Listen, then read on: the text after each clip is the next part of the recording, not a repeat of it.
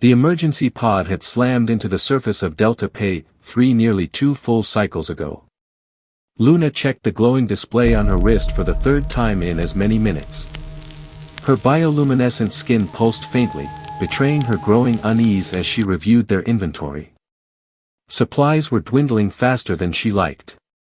As a Vexirian pilot, Luna had been trained extensively for crash survival. Protocols, rations, and emergency calculations had been drilled into her from the first day she joined the galactic fleet. Order, structure, and preparation were the foundations of survival. Cameron, she said carefully, her voice carrying the soft musical cadence common to her species, we need to evaluate our situation realistically. The human was seated near the jagged opening torn into the escape pod's hull. He appeared entirely too relaxed, uniform jacket tied around his waist, sleeves rolled up, dark hair messy. In his hands, he worked a sharp fragment of salvaged metal against a piece of wood, shaping it with casual focus. Based on my estimates, Luna continued, we have enough nutrition packs for 9 days if we reduce intake to 60% of recommended levels. That assumes perfect ration discipline. Cameron hummed vaguely, not looking up. The distress signal may take weeks to reach the nearest relay, Luna added. We could be stranded for a full month, or longer. Cameron replied. Got it. Her facial tendrils twitched in irritation. Humans were infamous for unpredictability, but this was her first time working directly with one. She found the rumors unsettlingly accurate. Are you truly listening? She pressed. Yep, he said, finally glancing up, his binocular eyes focusing on her. 9 days of paste. Loud and clear. And you're unconcerned?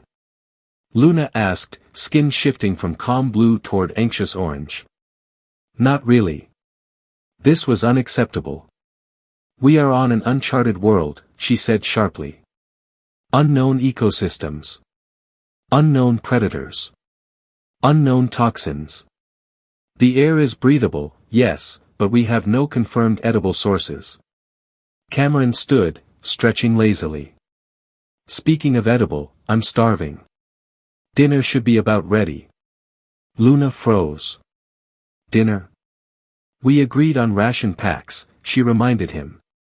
Oh, I'm not touching those, he said cheerfully, already walking toward a cluster of trees roughly 50 meters away. Come on. I'll show you. Every survival instinct told Luna this was reckless. Stay near the pod. Conserve energy. Follow protocol. Yet she followed him anyway. Against her better judgment, Luna trailed behind the human, her boots crunching softly over alien soil. Her training screamed warnings, this was inefficient, unnecessary, dangerous. But curiosity, that infamous human trait she had been cautioned about during briefing, pulled her forward. When she reached the clearing, she stopped cold. Cameron had built a camp.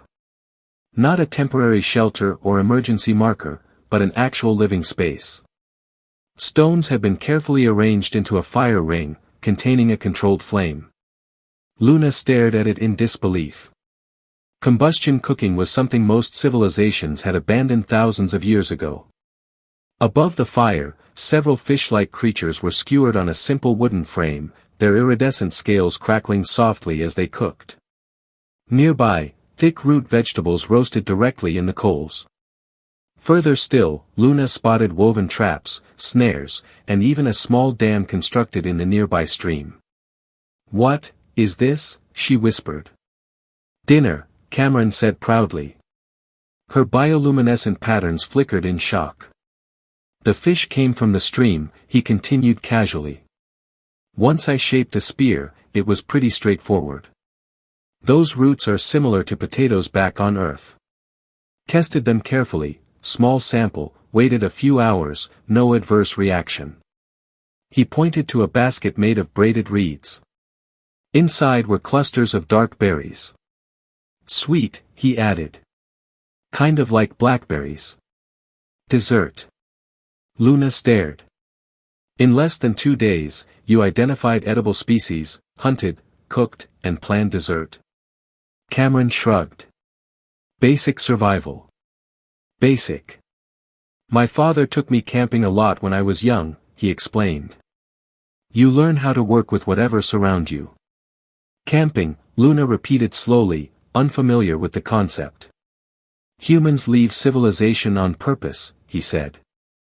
We live off the land for fun. For fun. Her worldview shifted uncomfortably. Vexirian survival doctrine was precise, calculated, sterile. Cameron had stepped into alien wilderness and adapted instinctively. How did you know what was safe? She asked.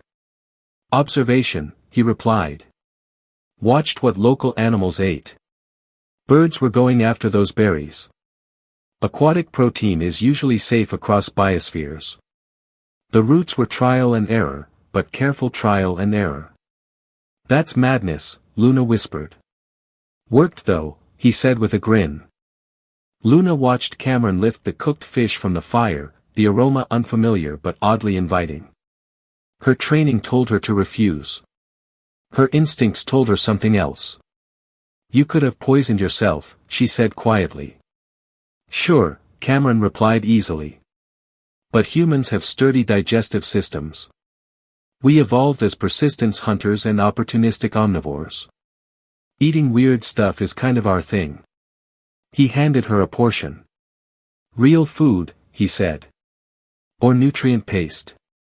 Luna hesitated, then accepted the fish. It was good.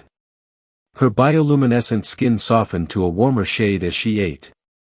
Cameron watched with satisfaction. Your species is terrifying, she said at last. He laughed, the sound echoing through the forest. Yeah, we get that.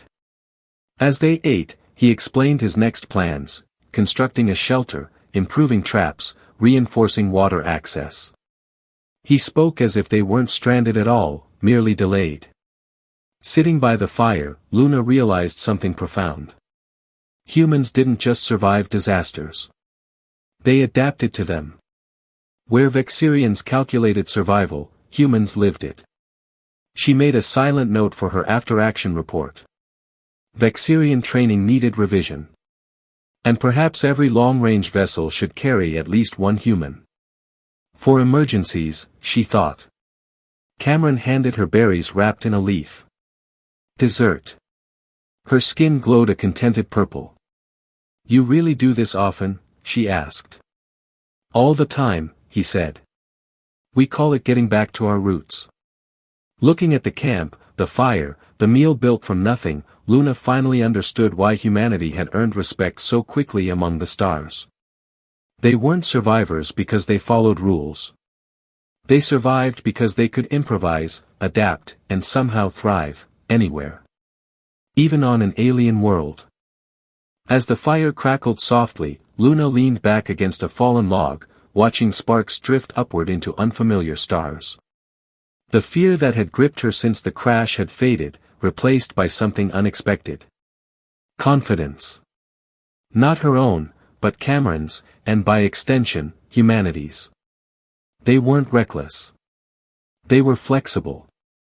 They didn't panic. They acted. When rescue finally came days later, Luna would return to the Galactic Fleet with more than a survival report. She would carry a lesson the Academy had never taught. Protocols mattered, but adaptability mattered more. And sometimes, the most dangerous species in the galaxy was the one that could turn catastrophe into a campsite.